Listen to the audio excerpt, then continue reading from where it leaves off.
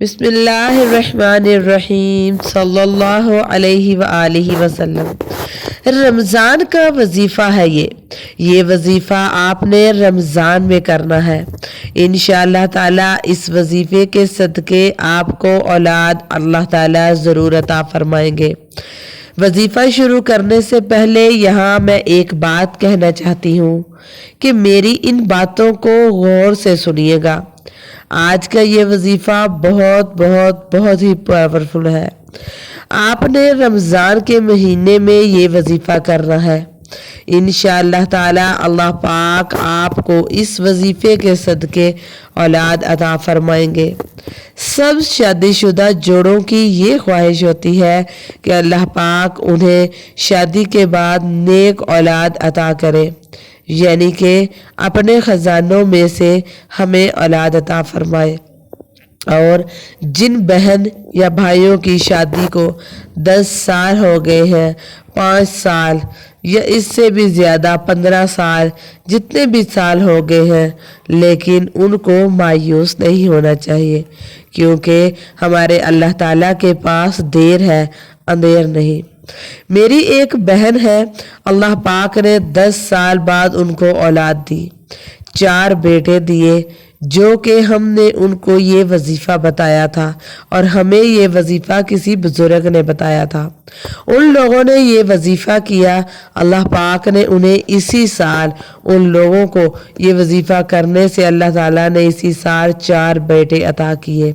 انہوں نے اپنے بیٹوں کے نام رکھے ابو بکر، عمر، عثمان اور علی۔ سبحان اللہ۔ اللہ تعالیٰ سب کو اولاد دے، آمین۔ یہ رمضان کا وظیفہ ہے۔ آپ نے کرنا کیا ہے؟ یہ وظیفہ ہے لا الہ الا اللہ محمد الرسول اللہ، کلمہ طیبہ کا وظیفہ ہے۔ انشاءاللہ اس وظیفے کے صدقے اللہ پاک آپ کو صاحب اولاد کریں گے۔ آپ نے وظیفہ کرنا ہے کہ سب سے پہلے آپ نے سحری کے تقریباً 10 یا 15 منٹ، آدھا گھنٹہ بھی آپ لگا لیں، اٹھ کر تہجد کی نماز ادا کرنی ہے۔ 2 رکعت تہجد کی نماز ادا کرنی ہے۔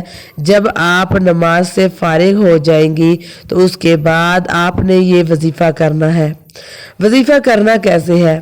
آپ نے سب سے پہلے اول 7 مرتبہ درود ابراہیم پڑھنا ہے، یعنی نماز سے فارغ ہونے کے بعد آپ 7 مرتبہ درود ابراہیم پڑھیں گی۔